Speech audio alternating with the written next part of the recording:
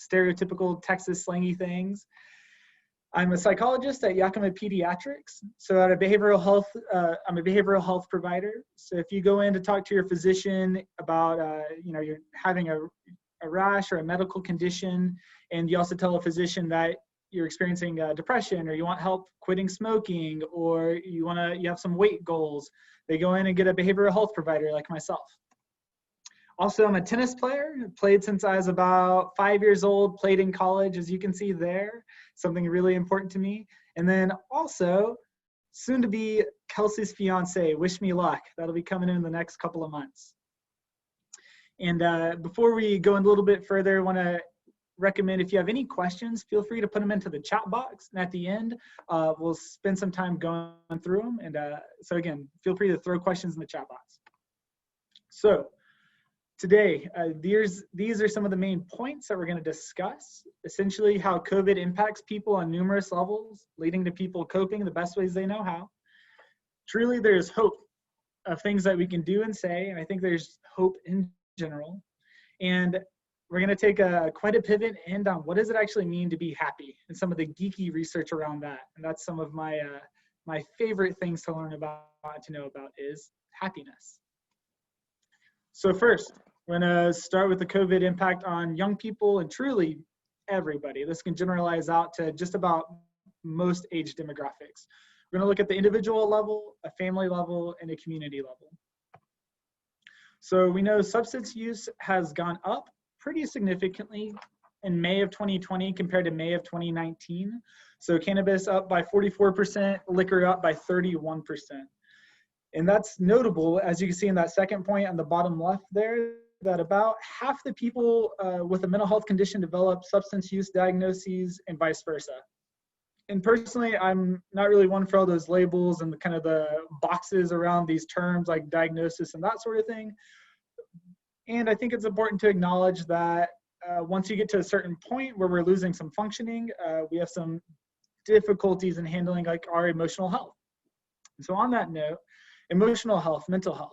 At Central Washington Family Medicine, our behavioral health department has hit essentially record-setting numbers every month following March. And this is somewhat an exception. Throughout the country, a lot of behavioral health providers have had to go into furlough and not take on as many hours. So I'm really grateful, but man, we've been surging. So on an anecdotal level, seeing a lot more people come in through the door at all ages, from infants up to 90-year-old people, just getting a lot more people in the door for mental and emotional health. And so on that note, we're moving into October. Just getting cold this week, or at least it is for me, since, like I said, I'm from Texas, and this brisk 40 degrees is getting me to break out my thick coat. We are going to start experiencing what's called seasonal affective disorder. So as we move into the winter months, get less daylight, we expect there to be some people with worsening depression symptoms, and then in addition, anxiety in general. So some of the geeky research on it is that in about 12 months, so in one calendar year, about 7% of the population experiences notable levels of depression. Recent Pew survey research, and Pew is a big research consultation group, found that about 33% of people are indicating these notable levels of distress. And people ages 18 to 29 are most likely to experience more intense depression symptoms than people from other age groups. So again, it's definitely hitting us in this emotional way as well.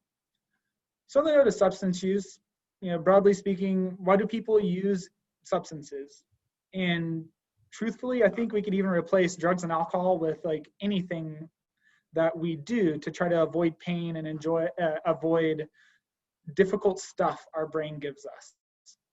So I practice from a theory that relies on what's called functional contextualism.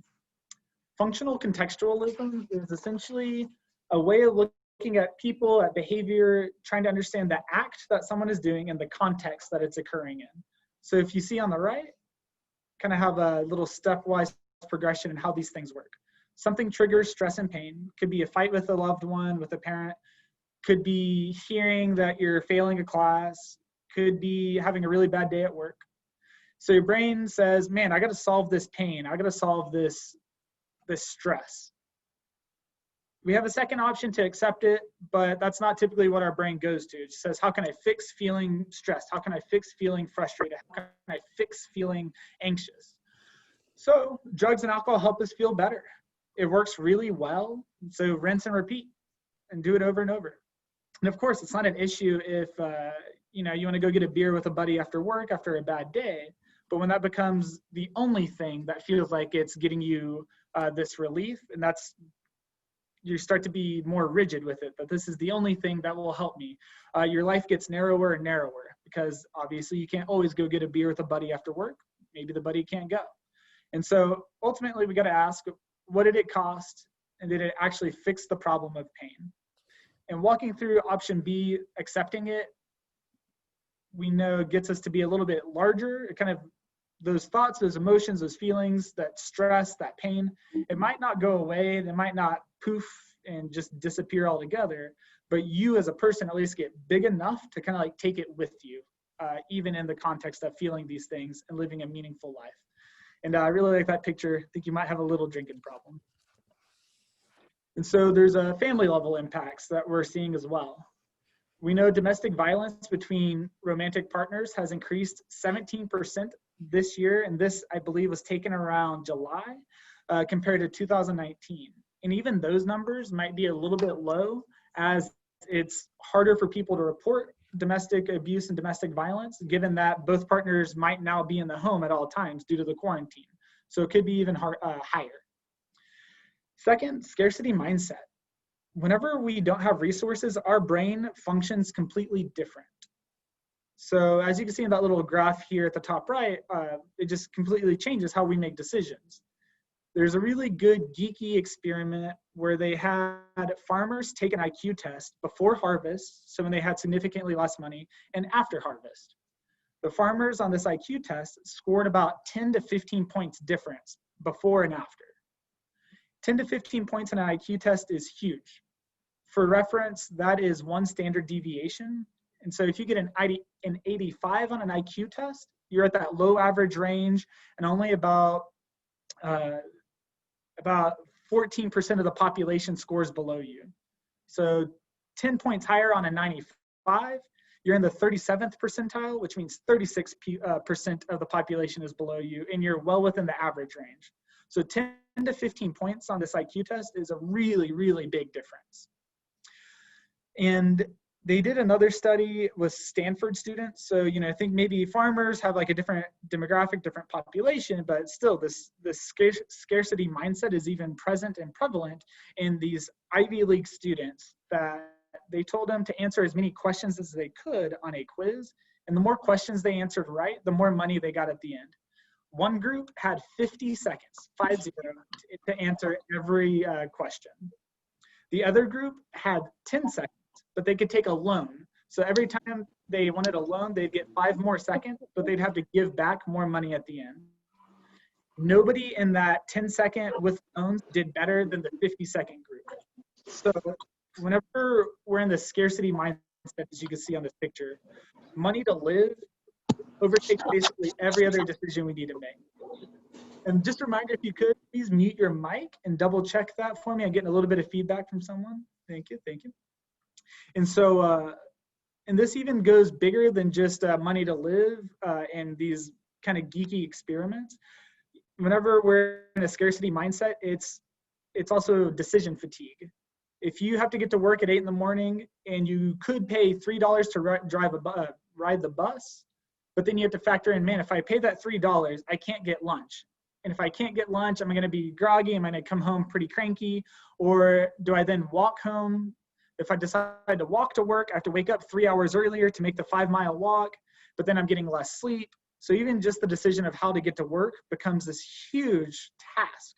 And we know that whenever we make multiple decisions, by the end of the day, we make worse decisions. For instance, judges make more strict and more punitive decisions the last case of the day and the last case right before lunch. So if you ever have to go to court and meet with the judge, you want the first one of the day and you want the first one after lunch. That is when judges are most typically most lenient. My hope is that judges and the judicial system are well aware of this research by now, are doing what they can to change it. But again, we know that making decisions over and over and over erodes our willpower and our ability to make good decisions that factor in long-term goals. So looking at some of the community level. So school performance, as you can see in that picture, is we're expecting to take a little bit of a dip. And anecdotally speaking, I have a lot of friends that are teachers that are saying that parents and family members and a lot of people are just making their lives a little bit harder in voicing their concerns and complaints, and that's putting it lightly. And we know the online learning is not going to be quite as robust as in-person learning. So as you can see in that picture below, the amount of months lost in scenario 2, and scenario 2 is if we go to online learning in March, like we did for COVID, and then go back in person in January, which as far as I know, that's what some school districts are planning. In average to good remote learning, we expect 3 to 4 months of a backslide in our academic abilities. Low quality remote instruction, almost a full year. No instruction at all, we expect a full year as far as our testing abilities. And what's really concerning is that COVID might make any disparities between groups even worse. So we know low socioeconomic status and highest socioeconomic status students have performed differently on standardized tests. We expect even more that these differences will get more pronounced, as you can see in these graphs here. And same broken down with racial and ethnic groups, that low quality and no instruction are disproportionately hitting some of these other groups as well. And so again, it's a big concern at the community level that we're essentially, if we go back to school in January, how we're gonna have to kind of pick up where we left off months ago. And so what we expect that to do is to somewhat trickle out to impact our economy's national growth. And you can see on the left, those are the 3 scenarios that were referenced in this study. And scenario 2, again, is talking about going to class in January. And because of the disparity between high and low socioeconomic status students and racial groups, we expect there to be a significant amount of dropouts and the GDP loss, so gross domestic product, to be lost in the billions of dollars by 2040. And what we also know is previously in disasters, dropout rates spike. When Hurricane Katrina and Hurricane Maria struck in 2009 and 2015 respectively, about 14 to 20% of the students never came back to school. So dropout rates, we expect to get bigger the longer we're doing Zoom and online classes, and that's gonna, again, negatively impact our economy. And so, more of what's to come. This is how we found that communities respond to disasters in general for reactions to behavioral health symptoms. As you can see at that circle, that's where Washington State was about a month and a half ago. And what I want to bring special attention to is that little dashed line on the right side is the 12-month marker. So we expect to feel kind of the lowest point right up until that 1 month or 1 year anniversary, which is about in March. So we're still about kind of going a little bit more down, and we expect to start coming back up. And this is in line with all the other research that I've seen on what's called the adaptation principle, that we take, as humans, we take about 1 year to adapt to new circumstances. If you win the lottery, feel like you're gonna be on a pretty big spike, you're gonna be living large, everything is gonna be really, really great. If you do nothing with your money and just try to spend it and try to enjoy it, 1 year later, your happiness is actually gonna come back down to about where you were before you won the lottery. So if you're a generally happy person now and you win the lottery tomorrow, as wild as it is, about 1 year from now, your happiness might come back down, likely will come back down to where you are right now. The same is true in the opposite direction. If you get in a car crash and lose your legs, while incredibly difficult, your brain, of course, feels low for quite a while. If you can last about a year, what we see more often than not is people, again, coming back up to their baseline level of happiness. So we take about 1 year to adjust and adapt to the circumstances around us. So again, this graph makes sense on a very individual level whenever it's generalized out to like full society and community and public levels. So my brain's telling me that that is kind of dark, but again, kind of some hope in the 1 year. But in general, in America, can we heal if we're divided? I imagine I'm not the only one thinking that, man, 2020 has just pushed us further and further apart, especially election and the political climate, that things are getting ugly and things are getting nasty. And I think that started in about 1990. There's a purification of the parties where an advisor to the president told people in the Congress, if you're on the right, don't even talk to, don't even be friends with people on the left. And that kind of started this cascading event where we're eventually our opponents have become enemies. So in media and in the news and in politics at large, we used to have people that could work together even if they saw the world differently. But now I think it's, man, pretty obvious that our political right and political left can't even work together at all. They're truly enemies. And it's hard. And so about COVID, I want to ask, like, is it good luck, is it bad luck, or too soon to tell? There's an ancient Japanese story, I believe, where a man, his horse runs away. And his neighbors come over to console him on his luck. And he says, is it good luck, is it bad luck, or is it too soon to tell? The next day, the horse comes back with 10 wild stallions, and the neighbors come over to congratulate him on his luck. He says, is it good luck? Is it bad luck? Is it too soon to tell? The next day, the man's son is on the horse trying to tame it and get it to where it can be ridden on one of the wild horses, and it bucks him off, and he breaks both of his legs. And again, the neighbors come over, and he says, good luck, bad luck, too soon to tell. And then a civil war breaks out, but they don't take his son because he has broken legs. Again, good luck, bad luck, too soon to tell. And on the story goes, and on he says, good luck, bad luck, too soon to tell. So I think with COVID, is it good luck, is it bad luck, or too soon to tell?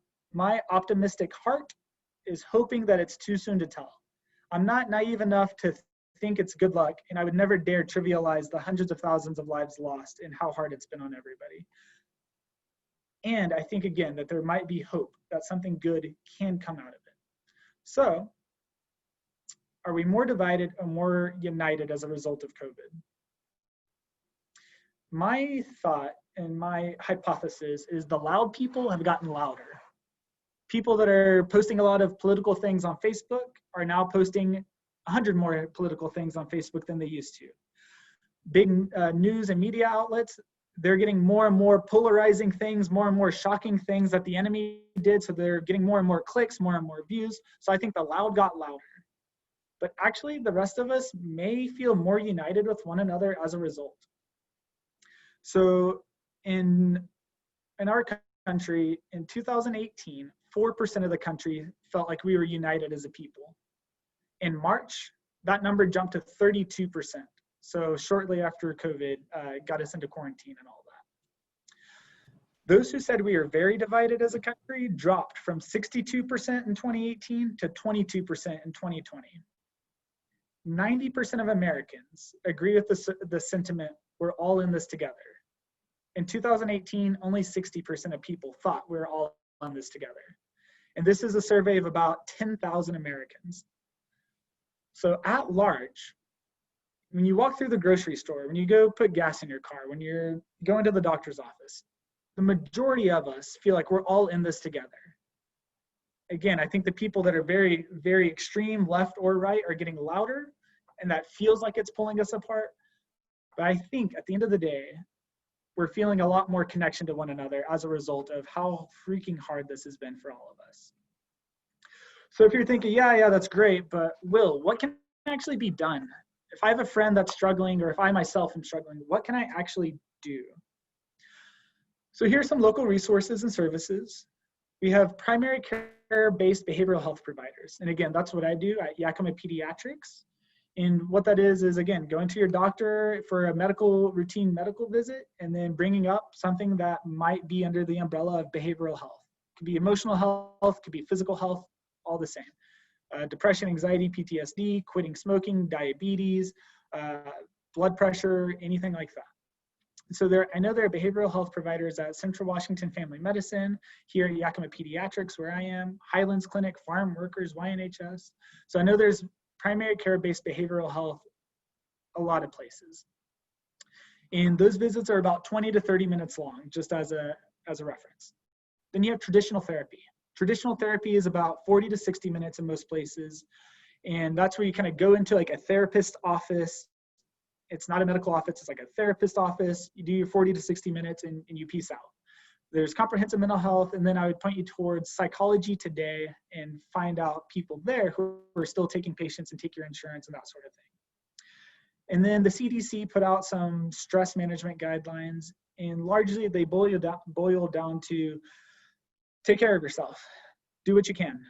Stay exercising, stay eating right, stay connected to your loved ones. And I think that's a really good foundation to lay to kind of give us the best foundation possible to cope and manage stress and anxiety. So moving on, how do people actually change behavior? I don't know if y'all are like me, but man, I would love to have that super slamming like beach body, that 6-pack. But when I see a donut, I eat me a donut. And you can tell me all day, hey, Will, that donut has, 2,000 calories in it or whatever. But in that moment, like that information is not really changing my behavior. I want that donut so bad, I can justify it. Oh, I'll go to the gym later. Or, oh, I'll eat a light lunch or whatever it is, right? So how we actually change people is to talk to the elephant. And that's what that little picture is on the right. I am convinced that we as people, we feel first and we reason second. It's kind of like a rider on top of an elephant. And they did some really cool studies that they got people in such morally ambiguous situations that they had to say whether it was right or wrong, even when there's no victim. For example, a woman finds an American flag in her closet. She's gonna dispose of it properly, but instead decides, before I dispose of it, let me cut a piece of it off and use it to clean my toilet. I'm out of rags. Is that wrong? And some people, especially people who have a very strong sense of patriotism, would say that is absolutely wrong. Like, I cannot justify it's wrong. Because we feel so strongly, and if I were to ask, like, why is it wrong? Well, yeah, you have to make the flag sacred. Like, well, she's gonna dispose of it anyways. So essentially you could kind of keep drilling down and you get to the point where there's no reason it's wrong. I just feel strongly that this is wrong. They do the same with some more graphic and detailed examples where, again, like, something is wrong just because I feel it's wrong, and then I will think of reasons after I feel strongly. And I'll also add, this is why political debates are kind of a farce. I've never had or never heard of a political debate changing anybody's mind, because you're so in your camp, they're so into theirs. We're talking to the writers, which are the thinking parts of us, and not to the feeling parts of us. I feel like you're coming at me hot, being aggressive, so I lean away from you and you lean away from me because I'm aggressive at you, and we just kind of lob bombs. Sometimes it does work, I'll say, but for the most part, we had to talk to the elephant, get the emotional part of somebody leaning in towards you first. So, some specifics on what to say and how to actually get people's elephant to lean towards you. First, listen, and truly, truly listen. Don't listen with the intent of thinking about what am I going to say next? How am I going to retort? How am I going to fix their problems? How am I going to fix their pain if they're coming to you with, like, some really heavy stuff? Just listen.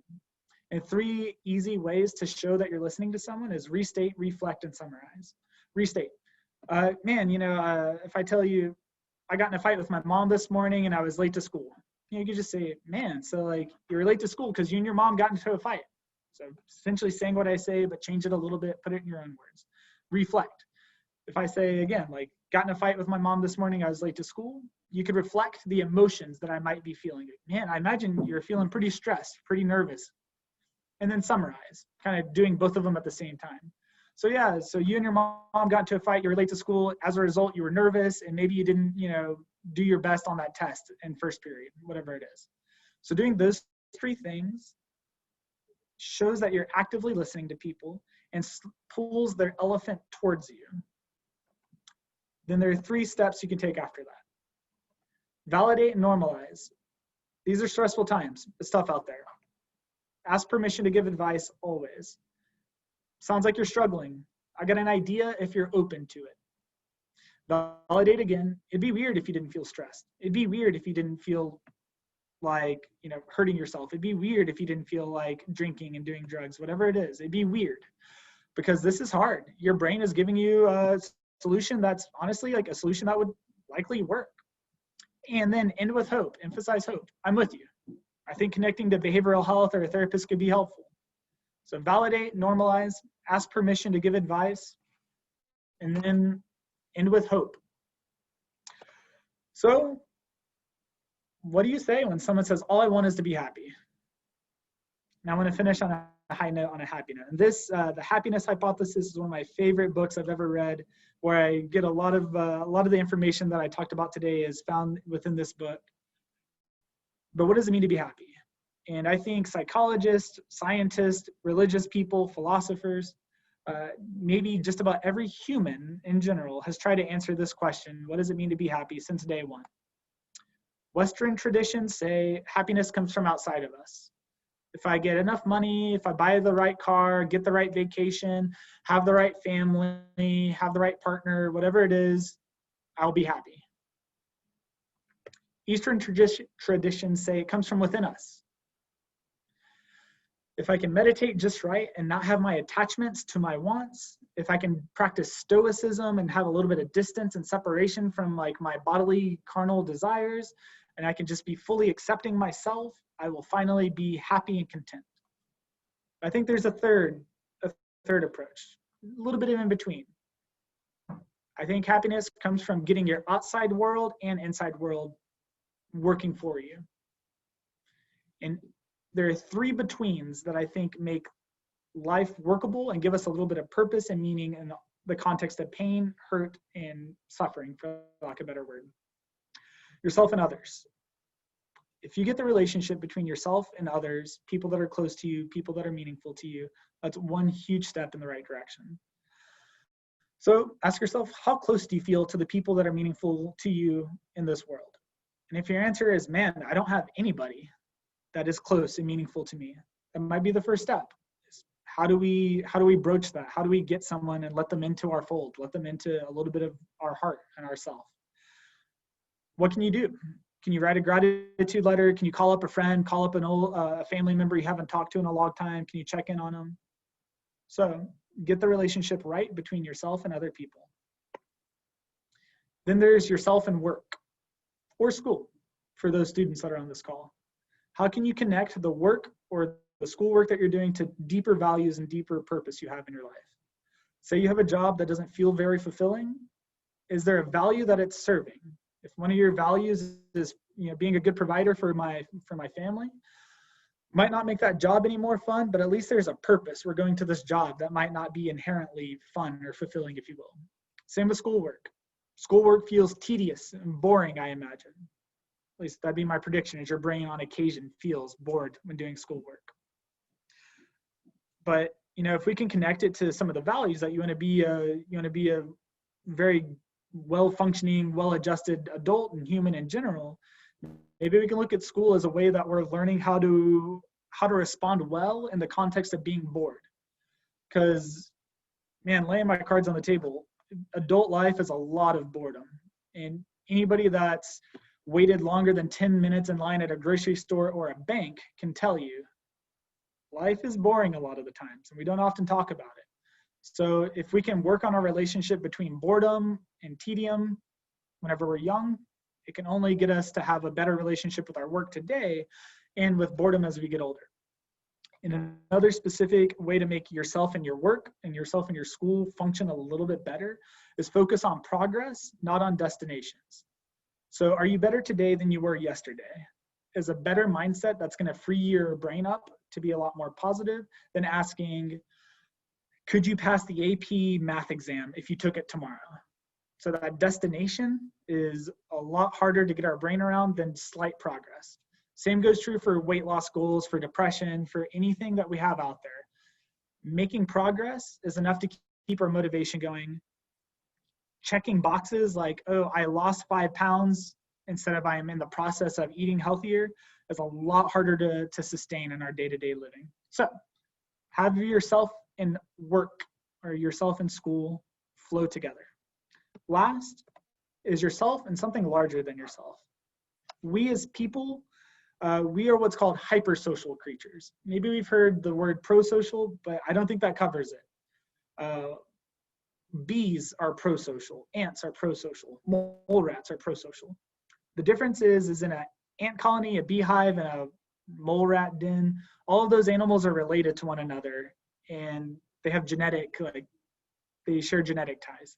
Humans, if you see 50 people building a skyscraper in New York, it'd be weird if they were related. We are hypersocial. We absolutely need connection with other people. We absolutely need connection with something larger than ourselves. So to be a part of something larger than yourself, that drive is what makes people join political teams, sports teams, rally around the Seahawks, and all these things, is to be a part of something larger than yourself. If you've ever gone to a really good concert, really good rave, really good religious experience, like a church or a revival that really moved you, you'll kind of notice that when you feel like you're like just part of something larger than yourself, you kind of expand beyond yourself. So if we get yourself and something larger than yourself working right, you get your work and yourself and others, all these things, if they're flowing right, happiness will come. You just wait for it to grow, kind of like a plant. So for something larger than yourself, find something to volunteer with, find a Kickstarter you're passionate about, find some type of project that involves you and something more engaging, and happiness will come. And so here's a Yakima volunteer match that if you're interested in finding something larger than yourself, that's where we can go. So again, happiness is between getting yourself and others, yourself and work, yourself and something larger than yourself working right. And I want to add, it's not about not feeling sad and not feeling angry, not feeling lonely. We can take those emotions with us and pursue these meaningful things, even in the context of hurt. And so, in summary, COVID's been hard on our young people, as it has all of us, without a doubt. We all cope the best we can. And we might not be quite as divided as media portrays us. And to help, listen to people. Kindly point people to resources with their permission. And find happiness by being right with yourself and others, yourself and work, yourself and something larger than yourself. And truly, truly, truly, we are all in this together. Thank you.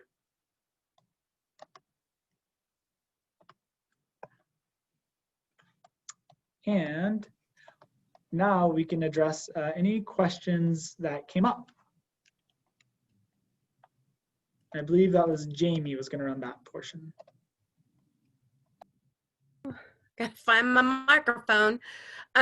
Christopher had asked about when you were talking about domestic violence and stuff, what the impact of suicide at the family level was.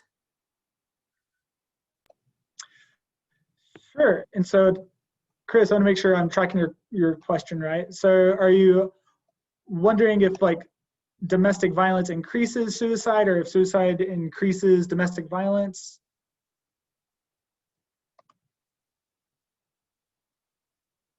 And I'm trying to find the question so I can read it. I had a question towards family level, and then domestic violence. What about suicide? Oh, so suicide rates within, yeah, in short, we know that COVID has also increased suicide rates.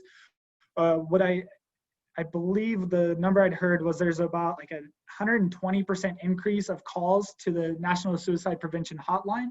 So we know that those things are increasing as well. So undoubtedly, suicide is impacting us at the familial level and then community level, of course, as it would any of us that are connected to people in our community, certainly.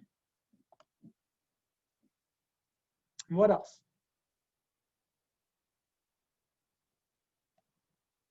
And I wish I had more on it, but yeah, I think good question. Can I ask a question just without putting it in the chat box? Please. So in your own practice, how significant have been, I mean, the increase of people that you're seeing or know that are coming in needing that extra behavioral mental health services, and then what is the percentage so that actually, or an estimated guess about, you know, those that you do meet with connect to services? Sure. And so in my practice, I think like I don't often connect people to other services unless they specifically request it and want like a traditional 40 to 60 minute, or in cases of crises, like referring to comprehensive. And what was can you remind me the first part of your question, Daniel? What is your increase personally, just kind of since, COVID, and we were looking at that chart and that graph, like for yourself in comparison to before? Yeah, excellent question. Just spitballing, I would say my typical day before COVID would see about 5 people, and so some days seeing about 7 or 8, some days seeing about 2 or 3 on a slow day. I'd say my average day now is about 9, where I'm seeing on a lower day about 6 and a high day about 12. So man, right at like 80% increase, almost doubling it. And it's a good problem to have. I'm very appreciative to still be here and still be working. I think some of that could be explained by we started offering phone and Zoom visits from Central Health, Community Health of Central Washington. So we've made it a little bit more accessible, especially for some of our people living in the more rural and distant areas from the clinics. So it could be a little bit of a function of both. But yeah, it's probably 80% double.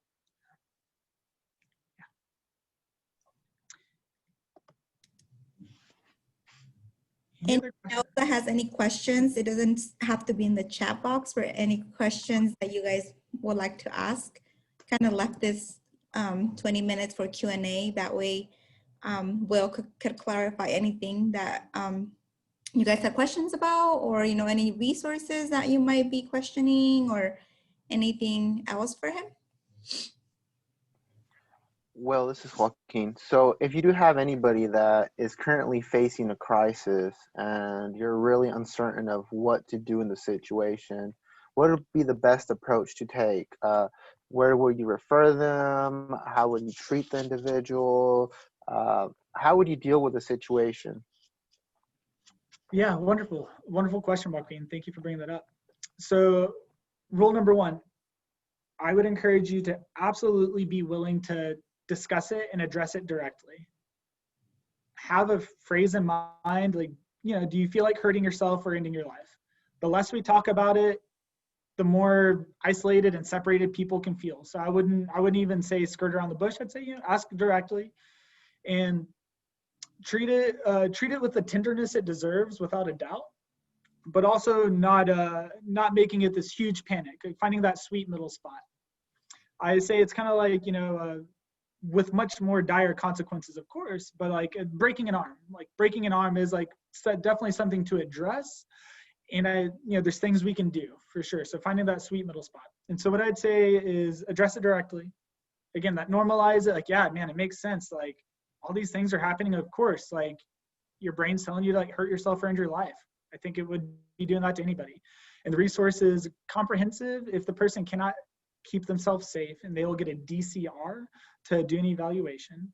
Referring them, again, all the behavioral health providers that I know of, which would be the CWFM, YNHS clinics, Yakima Pediatrics, Highlands, CWFM, we can see patients same day. So if you're just out in the community, or a friend or a family member tells you that, you can come and walk up to the front desk and say, hey, I would really like to meet with the BHC. What's the soonest you can do? And for the most part, we can get you same day. Like I would almost say guarantee one of us can get you same day. Yeah. Perfect, thank you. And Gigi, thank you so much for adding that in. 30%, 33% ED visits, and youth suicide attempts up 5%. And I appreciate that. And yeah, we know that for age groups, young girls between the ages of 10 to 13, their suicide attempts that ended in hospitalization has skyrocketed about 250% since about 2012. So I want to, take a moment to say, if you have young female family members, keep them at the front of your mind. Little boys haven't quite had that same spike in general, most teenage age groups are trending upwards, but young girls, 10 to 12, 10 to 13, have had the most significant spike. And there's some reasons for that, and another John Haidt book that I won't jump into right now. Any other questions? Anything else I can explain better for anyone? And I'm going to go through the chat box as well. 56% of students are failing at least one class at CELA as of last week. Yeah, Danielle, thank you for adding that in. I think it's probably now about a third of my patient visits is also addressing like, man, how do I make online school even remotely workable? How do I increase my grades even just a little bit? So there's definitely things that behavioral health can do around that, but it's hard. I mean, even in like the best case scenarios, we're expecting students to still have difficulties. In summer, Spencer, I imagine no one's getting that personal engagement, 100%. That I think trickles back, ties back to the elephant on the rider. We need that emotional connection first before we care about any information or any data that people have for us, for the most part. Kristen said, this is my motto. When I first got sober, I want to be happy and healthy. And yeah, I love it. And I think if you have the right working definition of happy and the right definition of healthy, I think that's amazing. And Brian, join your local coalition as a volunteer. Yes, I like that. I think I said Brian, I meant Brisa. I'm so sorry. Brisa just now said, what do you say to people who are worried about medication? Can you tell me a little bit more, like worried about I want to get on medication, or like I'm worried I cannot refill my medication, or I have weird side effects with medication? Go ahead. Yeah, more that last one, where they're worried about needing medication for like, you know, chemical imbalance or anything that's making them feel or have these like suicidal thoughts, where they don't want to get on medication. So they're worried that if they go seek help, the doctor will be, you know, forcefully push medication on them. I'm not sure what the thought process is there, but what do you tell people whose concern is this? Yeah, so I think there's like kind of two parts there. One is like people that are like, I want a medication and this will like do the magic trick. And the other is like, I'm really, really suffering, but I don't want a medication. Is that right? Kind of like a two-parter? Okay, I'll go for the first part first. And that's I'm really, really fused to the idea that medication will be like the magic pill, if you will, that will get me where I want to be. Yeah, I think medication certainly has a point and has a function without a doubt. I would not bash it. My significant other is studying medicine, so I could not in good faith bash it. And I will also say we know the research heavily favors if you're going to do medication in conjunction with behavioral health, which is what I do, or therapy, any type of mental health treatment in conjunction, significantly more potent than a medication alone. And doing just therapy, just behavioral health has just about the same effectiveness as both of them together. And that's like a very broadly speaking, like across any condition, any symptom, any diagnosis, if you will. So it's a very macro level. I think there are certainly times like we just need to do what works to get us through the day when we're in such dire straits. And I think behavioral health can certainly serve that. And when we're in dire straits, we got to do what it takes, without a doubt. So I would say that.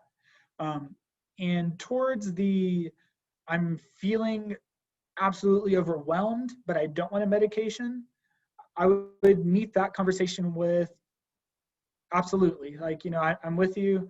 And I think my goal, my job is not to get you feeling good. I'm more interested in getting you feeling good. I want you to get better at feeling, not feeling better, if you will. So essentially, like, how can I have, say, panic attacks, anxiety, nervousness? How can I have panic and still live a life that matters to me? Because if I live a life centered around getting rid of that panic, I'm going to avoid every situation that makes me feel panic, until the point of like, I'm stuck at home. I can't even get out of my front door because I'm afraid something's going to happen and I'm going to experience panic. So your life becomes really narrow. So I'm more interested in how can we rewrite our relationship with panic and anxiety, if you will, take it with us, tuck it under our wing and say, I still want to march towards what means a lot to me. I want to still get my right relationship with myself and others, myself and work, myself and something larger than myself. So finding a way to respond flexibly whenever our brain gives us difficult stuff is how I'd respond in that. It's kind of as my behind the scenes, behind the curtains, what I'm thinking in that conversation. That address the question, Brisa?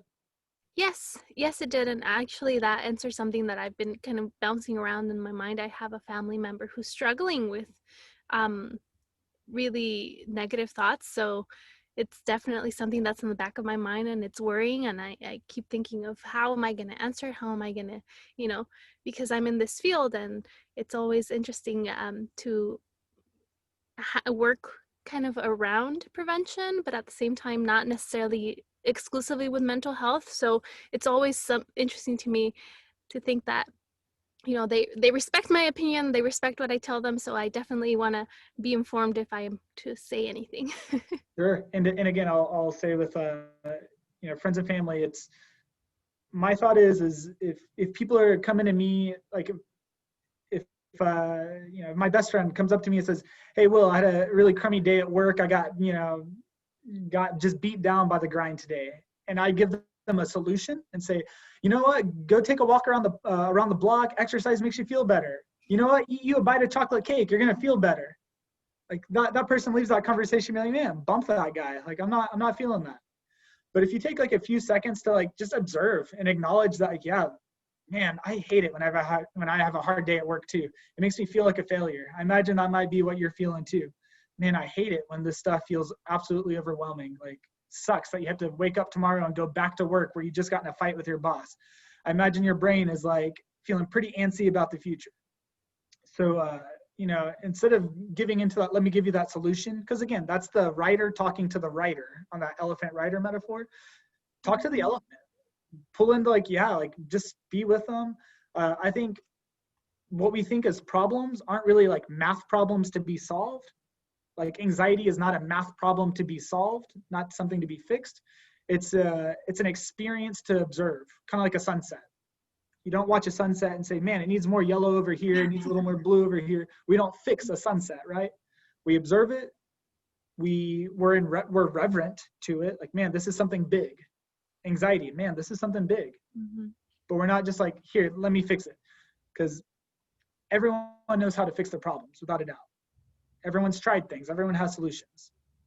So that'd be kind of my thought, is be with them, acknowledge, listen, and note that if we can respond flexibly in the face of anxiety. Like, I was nervous to give this talk, and I said, man, it's worth it to me. Even though I'm nervous, if I wanted to shape my life around avoiding feeling nervous, I would cancel this talk. But that's not where I want to end up in life, And if I make that decision, it's easy to make it again and again and again and again and again. But this is where I want to be. Thank you. And so, Joaquin, what is the best way for someone to relieve stress when they're in these high stress situations? Sure, I love it. And I say all that, and my brain is telling me I'm about to give a solution as I was talking about doing more of an observing role. But I do think there's some solutions that are worth noting. Danielle, do you have a question? I was just gonna say, just call Will. Call me. Sure. I love that.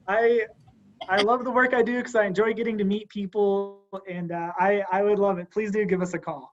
Like I said, I could get you the day of. But Joaquin, to your point, what's the best way for someone to relieve stress when they are in these high stress situations? A couple things come to mind. First, know what matters to you. What's important to you in the world? Is it family? Is it friends? Is it education? Whatever it is. So connect to your values and the things that make life worth living to you. Keep those in the front of the mind. When we're feeling stress, try to sit for just, 3 seconds is all it can take. 3 seconds to not fight against the stress, just to accept it. And almost like you're a curious scientist who's never seen stress before, just sit with it and say, this is what the experience of stress is like, or anxiety. This is what that's like. We're not going to try to fight against it. We're not going to try to solve it. Just observe it. And when we kind of plug into that observer role, we realize like stress is in this part of our brain, but we are in this part of our brain, if you will. And this part of our brain has a lot more wisdom in it that we can start to respond flexibly. So I'd say if you can take one solid deep breath for 3 seconds, just accept and observe the stress inside your body. Do a body scan. What do your feet feel like? What does your chest feel like? With the hope of like responding more flexibly to stress and anxiety. Those things can start to arm yourself to respond better to stress. That's my first two thoughts. Other things that we know also relieves stress, which might be a bit more in the solving and curing it way, is the typical like go do some jumping jacks, go do some exercise that blows off some steam, go spend some time with a loved one or call a loved one on the phone, get yourself a little bit distracted. Take 5 deep breaths, pay attention to your 5 senses, one with each breath, or play I Spy with each breath, find something green, find something yellow. I've been trying to be a little bit more mindy about these things and like take 5 breaths and pay attention to the other things we don't normally pay attention to. Like in this moment, exactly how hungry do you feel? How tired do you feel? How cold do your feet feel? Some of these interesting things that our brain is telling us at all times, but we just don't focus our attention on it because we're so focused on the thoughts and the emotions and trying to get control of the situation. So those are some things. And I think, yeah, just simple grounding in progressive muscle relaxation. Flex your muscles starting at your toes for 10 to 15 seconds. Go up to your calves, go to your hamstrings, go to your quadriceps, your core, chest, shoulders, arms. So toes to head, flex each muscle for about 10 to 15 seconds, and then relax. Typically by the end of it, we feel our body kind of melt away. I feel like that's a kind of blasting a few different ideas out. So those are some of my thoughts of whenever we're feeling stressed. And again, I'll circle back. We don't have to fight stress. We don't have to fix it. Stay connected to what matters to us and see if we can respond flexibly and take that stress with us and do what matters to us in life. Any other questions? Anything else I can answer?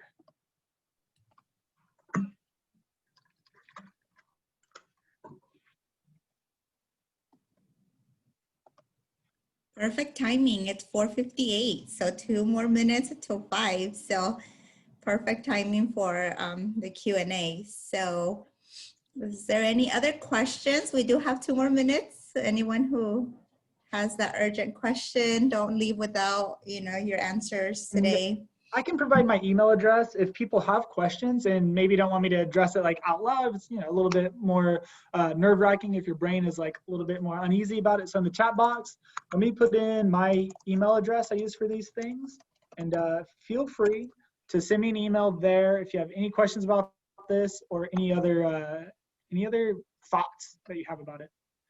Yes, and thank you guys so much. I appreciate all of y'all for coming out, and I hope this was, again, getting extra credit every about 5 minutes. You got you like 2 points. So my friends that are in the class, good luck and well earned on these 15 points, staring at my mug for an hour. So thank you. Thank you, everyone. Have a good rest of your day. Bye, y'all. Bye. Elizabeth, I'll stay on for a little bit. Perfect.